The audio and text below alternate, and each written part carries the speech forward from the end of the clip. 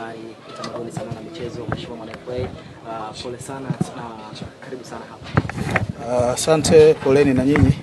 Najua ni msiba mkubwa kwa tasnia ya habari na nawaombea ustahimilivu katika kipindi hiki. Labda ni kwa namna gani ambavyo ulifahamiana na marehemu Sebo? Sebo mimi nimemjua kwenye maisha yangu yote ya ukubwa karibu. Toka nimetoa wimbo wangu wa kwanza, yeye alikuwa anafanya kazi redioni East Africa.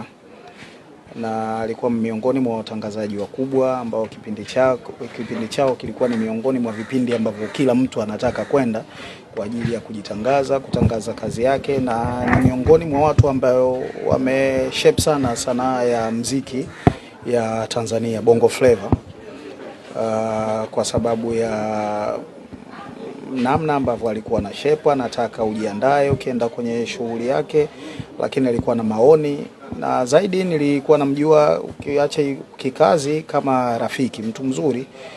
Kama ambavyo leo umeona tuko kwa baba yake mlezi hapa, Magai, ni kundi hilo ambalo ni mabrother, unakutana nao kila wakati na hawaachi kutoa maoni yao kwenye namna ambavyo unatakiwa kuendesha vitu.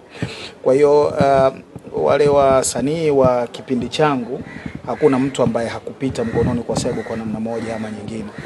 Na alikuwa mtu outspoken sana. Yaani kama jambo halitaki, hawezi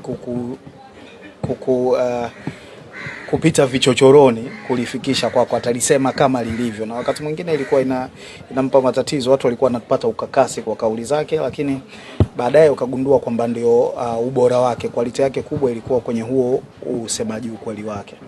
Yes. Mheshimiwa, jinsi ambavyo umepata taarifa na jinsi ambavyo umefika hapa kukutana na watu na hali jinsi ambavyo umekuta, karibu na neno lako. Ni vile anaonekana kuwa alikuwa mtu wa watu mno.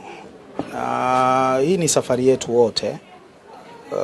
Kifo huwa kinatafuta sababu. Tuwe fanya unavyotaka, lakini ipo siku tu kitakutana na wewe. Na yeye cha kwake kimefika, vya kwetu vinatusubiri. Ndio jambo moja la uhakika ambalo ukishazaliwa lazima utakutana nalo, mengine yote yanajadilika. Lakini hili la kifo ni lazima. Kwa hiyo cha kwake kimemkuta, na unaweza kuona idadi ya watu walioko hapa, aina ya watu aliokuwa anafanya nao kazi, aina ya marafiki aliokuwa nao. Watu wengi wamekuja hapa kwa ajili ya kutoa faraja, kuwakimbilia wanafamilia, lakini na kuhakikisha wanampa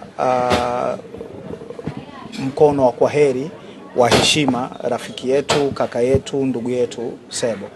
Kwa hivyo hivi